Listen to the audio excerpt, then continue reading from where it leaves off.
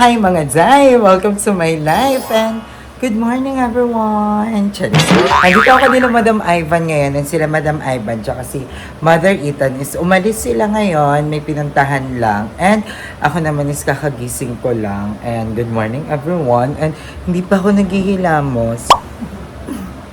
Hindi pa ako naghihilamos actually. And may isi-share din pala ako sa inyo today. And magluluto din ako ng pagkain ko ngayon kasi sabi ni Madam Ivan, magluto na lang daw ako. Gawa ng nagmamadali sila ni Mother Ethan. So, thank you so much Madam sa pagpapatuloy sa akin dito.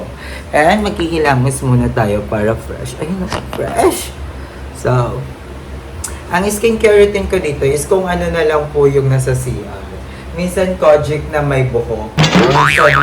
Meron naman si Madam ditong pants. Ganto naman si Madam here. Mamaya din, lilinisin ko yung bahay dahil sobrang daming tain ng mga aso, ang daming ihi. Kasi nga, syempre walang tao doon. And pinupunta-puntahan lang ni Madam Ivan. Ay, nung nakastay ako dito, sinasama ko din sila doon. Minsan pa matutulog. Ngayon, dami na namang mga tae at ihi.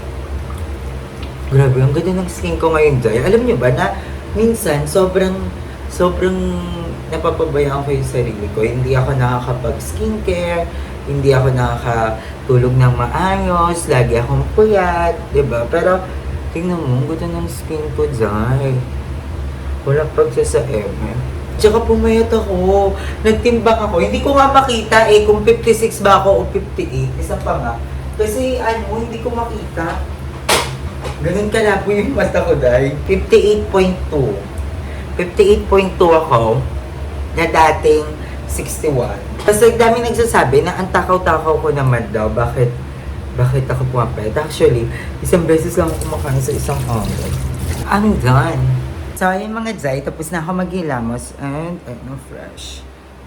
Fresh-freshen lang. And ipiprepare na natin yung breakfast natin at ang ating morning routine. Grabe, parang puyat na puyat yung mata ko. Tapos, ang tabo na mukha ko.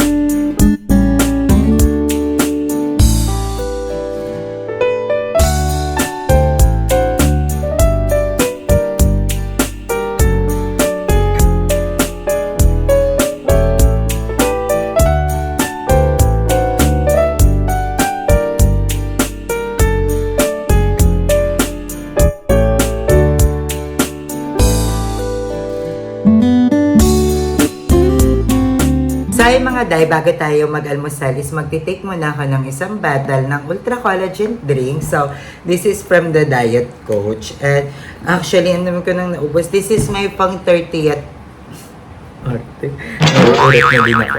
Actually, ito yung pang 30th day ko na mag-take na to. And last bottle na lang siya mga Day. So, isi-shake mo lang siya ng very, very well. And then, inom mo na siya. So, iniinom ko to. Dapat, ang best time ng pag-inom neto. Actually, iniinom ko din naman siya paminsan-minsan.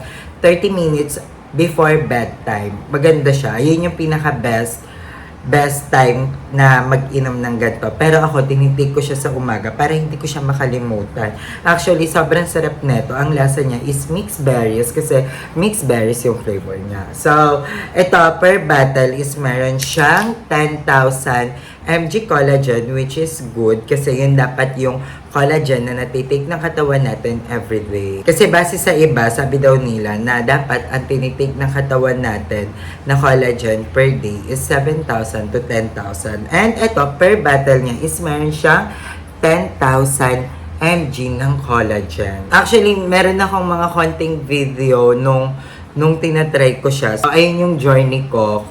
Kasi dati, sobrang dry na ng mukha ko. Tapos, ang laki ng eyebags ko. Kitang-kita talaga yung parang itim. Tapos, namumuo na naman yung mga puti-puti ko dito. As in, sobrang dry ng katawan ko. Pati yung sa skin ko, sobrang dry. Pero, nung nag-start akong mag-inom neto, as in, nag-hydrate talaga yung buong katawan ko. Pati yung mukha ko. Kaya, sobrang ganda niya mga Zay. So, recommended talaga.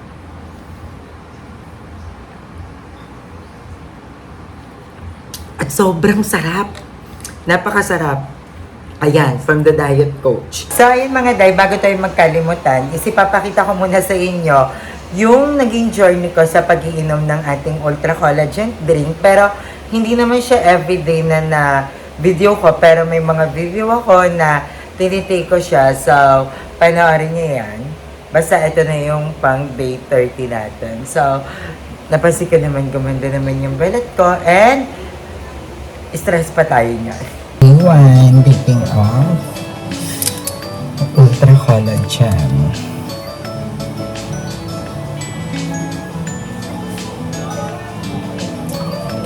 Sarap.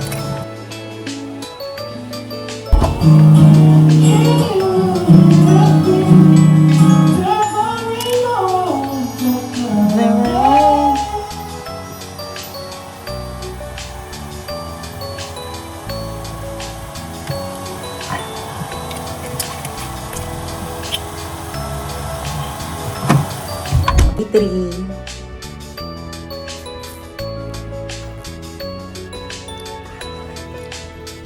Four.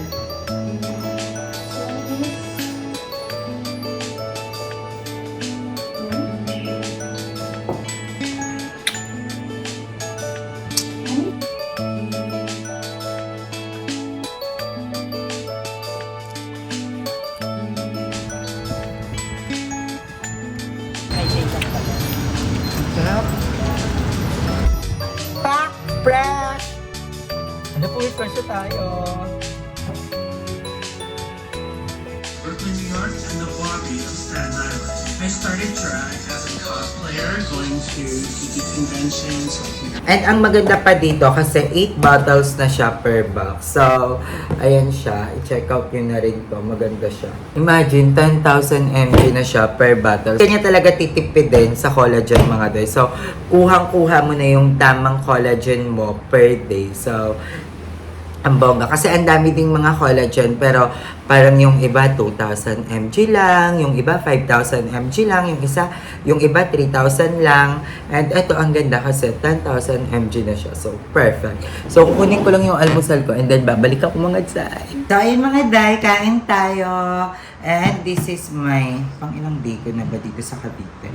Actually, dapat, ano lang ako 1 to 2 days. Pero, yon. And si Archie naman is andon. So, pauwi din naman na ako. So, na-enjoy ko. Na-miss ko yung Cavite.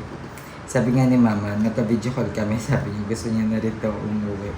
Sabi ko, sige, mapagaling ka na para makauwi ka na.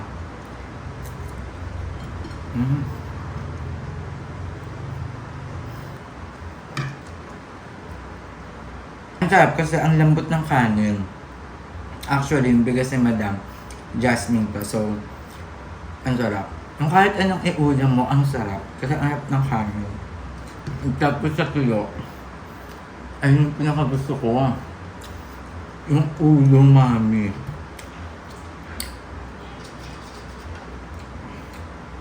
Ganito siya kakainin. Lalagyan mo ng siling ganyan, yung mga langaw. Clarissa, mamaya ka na. So, ayun, ganyan.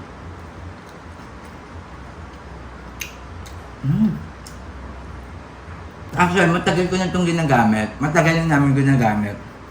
Kasi pinadalhan nga kami nito dati ng sobrang daming box. And, yun, puro ganito siya. Kaya, sagana kami sa collagen before. As in, talagang malala. Tapos, ang aga namin nakakatulog dati. Kasi pag nagaganto ka, as in, sobrang sarap ng tulog mo. Kaya, isa yun sa mga factor kung bakit sobrang mabilis yung pag-fresh mo kasi nakakatulog ka ng maayos sa gabi. And 30 minutes siya before bedtime. Yun yung pinaka-best time niyang inumin.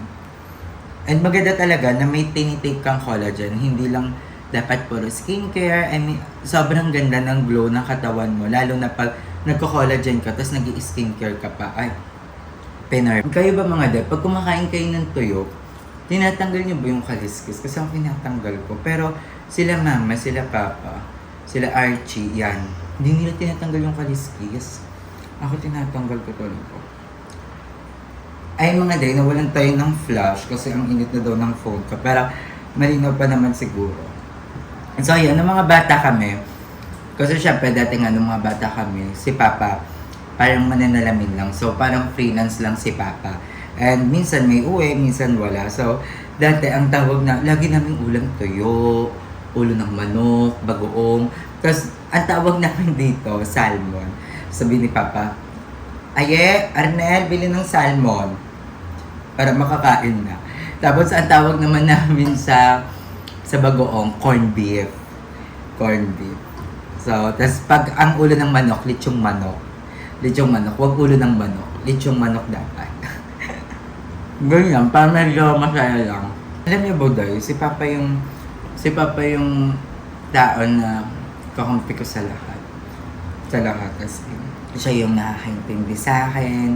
May mga bagay ako na, alam mo yun, parang pakiramdam ko walang makakaintindi sa akin, walang kakampi sa akin. Pero, yun, si Papa yung laging ganon, sumasalo sa mga ganong eksena ko. Kaya, I really miss me, God. Charis duman. Namiss ko si Papa kasi, alam mo yun, sa mga gantong moment ng life ko, pag alam kong sobrang lungkot ko, pag hindi ko kaya, yan, si Papa yung nasasabihan ko sa mga gantong eksena. Tapos, basta, lahat si Papa talaga. Tapos, minsan sasabihin ni Papa na, pag napapagod ka na, magpahinga ka na lang.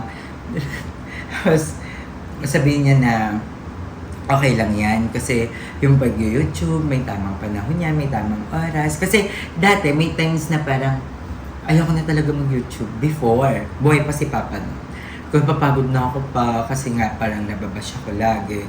Tapos madali kasi ako mapet ko. Tapos sabi ni Papa, okay lang yan kung hindi ka na masaya, kung napapagod ka na, pahinga ka. Tapos mag-aral ka na lang, magtatrabaho ko ulit. Ganun. Sabi ni Papa. So namimiss ko si Papa sa mga ganitong moment. Napakasarap! Yung itlog talaga naglalasang kabyar pag mga ganitong panahon. And I'm so happy naman na ngayon, nagkakaroon ng progress si Mama. Kasi yun lang naman din yung goal ko ngayon. Ang nakmakas at gumaling si Lorna Ramalia, ang Mother Kitty ng bayan. I'm done. Bye-bye. Mga day, mag-outro lang tayo ng very, very late at gabi na. And ano na tayo, dinner. So, ayan. Nagluto si Madam Ivan tsaka si Mother Ethan. So, ayan yung ulam namin. So, this is a caviar. Caviar to, kala nyo munggo, no?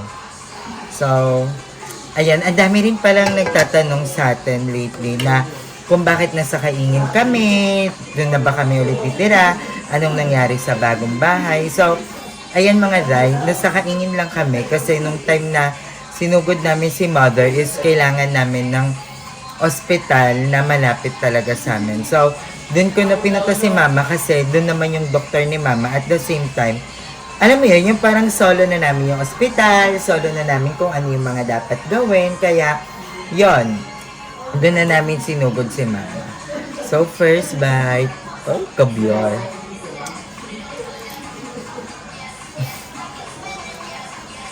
Ang sarap nito pag may patis. Ang malalang patis, umaanghang.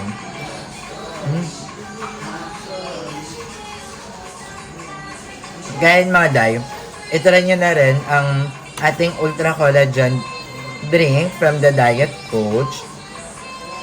And nakaka-fresh talaga siya. And sulit, worth it yung mai-invest nyo sa pagtitake ng collagen kasi iba talaga yung magiging glow nyo. So hanggang dito na lang video natin. I love you all so much mga day. Thank you for every support and I love you all. Bye-bye.